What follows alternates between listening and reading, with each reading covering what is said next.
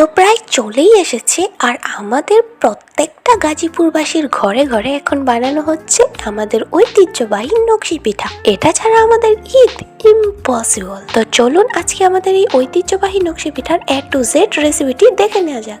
So hey friends, assalamu alaikum, this is Sadika from Golmarich and welcome back to my another video.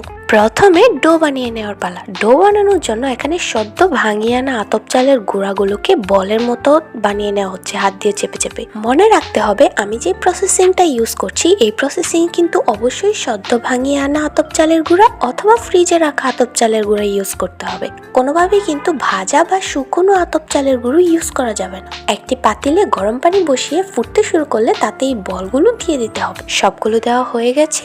এখন 5 থেকে 6 মিনিটের মতো এটাকে সিদ্ধ করে নিতে হবে, অবশ্যই হাই হিটে। তারপর একটা একটা করে বল নামিয়ে এরকম একটি মেশারের সাহায্যে ভালোভাবে ঝুরঝুর করে নিতে হবে। এই পার্টটা কিন্তু খুবই ইম্পর্টেন্ট। এখানে যদি এটা ভালোভাবে ঝুরঝুরা না বানানো হয় তাহলে কিন্তু গোলার মধ্যে অনেক গুটি থাকবে। তারপর এখানে লবণ দিতে হবে পরিমাণ মতো। আর যেই পানি দিয়ে আমরা গুটিগুলোকে সিদ্ধ করেছি ওই পানিটাই একটু একটু করে দিয়ে এখানে একটা পারফেক্ট ডো বানিয়ে নিতে হবে। এটা অনেক গরম তাই হাত দিয়ে ধরা যাচ্ছে না, তাই জন্য এই মেশারটা দিয়েই নাড়িয়ে চাড়িয়ে এটাকে ডো বানিয়ে নিচ্ছি। যখন হাত দিয়ে ধরা পসিবল হবে তখন এটাকে ভালোভাবে মতে নিতে হবে। আমার আম্মু বলে নকশি পিঠার গোলা যত বেশি মথা হয় তত নাকি পিঠা সুন্দর হয়। তারপর গোলাটাকে এক সাইড করে এক পিঠা পরিমাণে গোলা নিয়ে আবার এটাকে ভালোভাবে মতে নিতে হবে। ভালোভাবে না মথা হলে কিন্তু এটা সাইড দিয়ে ফেটে যাবে।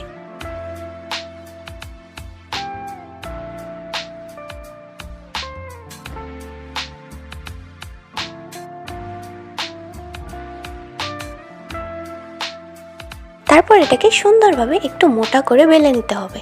এখন এটা মন মতো ডিজাইন করার পালা। প্রথমে এটাতে তেল লাগিয়ে নিতে হবে। তারপর আমার পিঠার সার্কেলটা যেন পারফেক্ট থাকে তাই জন্য আমি এখানে একটা চিপি ব্যবহার করছি। আপনারা অন্য যে কোনো ইন্ডিকেটর ব্যবহার করতে পারেন। তারপর এরকম একটা 2 কাটাওয়ালা জিনিস দিয়ে এটাকে ডিজাইন করে নেব। এটা বেসিক্যালি একটা চিরুনির ভাঙা অংশ। আমরা যারা এই পিঠাগুলো রেগুলার বানাই তাদের বাসায় কিন্তু এসব জিনিস অ্যাভেলেবল পাওয়া যায়। তারপর একটা শুকনো আর শক্ত খেজুর কাটা দিয়ে ডিজাইনটাকে ভালোভাবে উঠিয়ে নেব।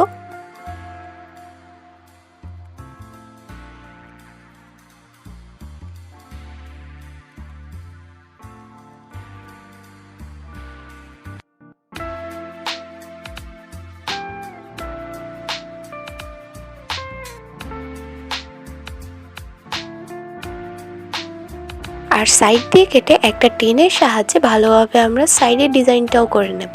আমাদের এদিকে সাইডের ডিজাইনটাকে দাঁত কাটা বলা হয়, কারণ এটা ছোট ছোট দাঁতের মতো দেখতে। তো এইভাবেই খেজুর কাটা দিয়ে বাকি সবগুলো পিঠার ডিজাইনও আমি একে একে করে নেব।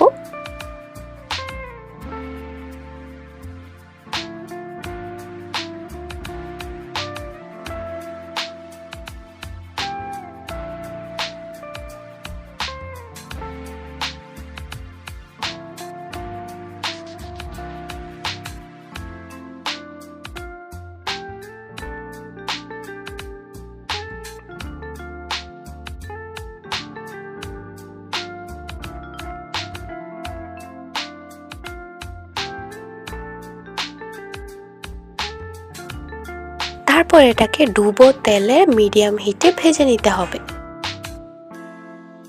এখন এটাকে চাইলে এভাবেও খাওয়া যাবে, বাট আমরা যেটা করব সেটা হলো এটাকে ভালো করে স্টোর করে রেখে দেবো একটা পলিথিন বা এয়ারটাইট কন্টেনারে। আর ঈদের আগের দিন এটাকে বের করে আবার তেলে ভেজে গুড়ের শিরায় দিয়ে সফট বানিয়ে তারপর খাবো। সো আজকের জন্য এইটুকুই। আল্লাহ হাফেজ।